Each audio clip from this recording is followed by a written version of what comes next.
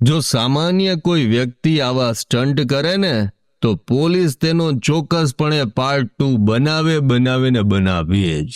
પણ આ લોકોનું પોલીસે શું બગાડવાની? કેમ કે આ તો ભાઈ પાછા ગુજરાતી ફિલ્મના કલાકારો છે, એટલે એ જો જોવા મળી જાય તો બધા પાછા સેલ્ફી માટે પડાપડી કરવા માંડે. ત્યારે આ દ્રશ્યો જોઈને લોકો સવાલ કરી રહ્યા છે કે ભાઈ ટ્રાફિકના નિયમો બધા માટે સરખા હોવા જોઈએ, પણ આ ગુજરાતી કલાકારો માટે શું નિયમો લાગુ નથી પડતા? કેમ ભાઈ પોતાના ફિલ્મનું પ્રમોશન કરવાનું હોય તો શું ટ્રાફિકના નિયમોને નેવે મૂકવાના, સ્ટન્ટ કરવાના? હાલો, તમને તો તમારા જીવની કંઈ ન પડી હોય, પણ તમે આવા સ્ટન્ટ કરીને બીજાના જીવને જોખમમાં મૂકો એવો અધિકાર તમને કોણે આપ્યો? બસ આવા જ સવાલો લોકો કરી રહ્યા છે.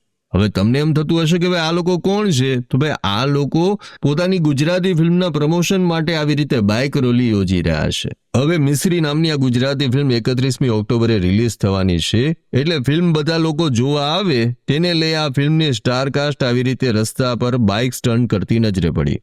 અને હદ તો ત્યારે થઈ જાય છે કે પાછા આવા બાઇક સ્ટન્ટને સોશિયલ મીડિયામાં અપલોડ કરવામાં આવે છે. હાલમાં એક સોશિયલ મીડિયા દ્વારા વાયરલ વિડીયો પોલીસ દ્વારા જોવામાં આવેલ, તે અનુસંધાને સાયન્સ સિટી રોડ ઉપર મિસ્રી ફિલ્મ જે આવી રહી છે તેના પ્રમોશન માટે કેટલાક લોકોએ બાઇક તેમજ 4 વ્હીલર ગાડી સાથે સ્ટન્ટ કરવામાં આવેલ.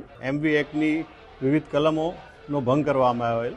તે અનુસંધાને હાલમાં A division traffic police station ખાતે ગુનો દાખલ કરવામાં આવેલ છે અને તે બાઇક ચાલક, તે 4 વ્હીલર ચાલક વિરુદ્ધ ગુનો દાખલ કરી આગળની કાર્યવાહી કરવામાં આવેલ છે. પણ ખરેખર ફિલ્મના કલાકારો તો સમાજ માટે અરીસો હોવા જોઈએ. તેઓએ લોકોને સમજ આપવી જોઈએ કે આવા સ્ટન્ટ ન કરવા જોઈએ. પણ આ જ ફિલ્મના કલાકારો જો આવા સ્ટન્ટ કરે તો પછી બિચારી ભોળી પ્રજા તો તેમને જોઈને પ્રોત્સાહિત જ થવાની ને કે ભાઈ ફિલ્મના કલાકારો કરે છે તો આપણે તો આ કરવું જ જોઈએ. તેમાં પણ પાછી યંગસ્ટરની તો કુમળી માનસિકતા હોય, તેઓ તો તરત જ આવા કલાકારોથી પ્રેરિત થઈ જતા હોય છે.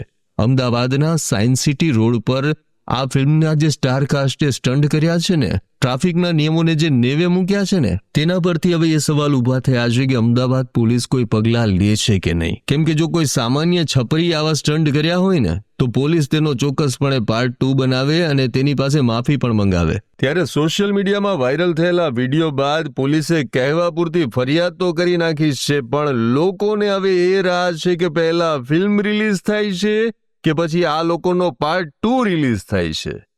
આવા જ અવનવા વિડીયો જોવા માટે ફોલો કરો ઇન સેકન્ડ્સ.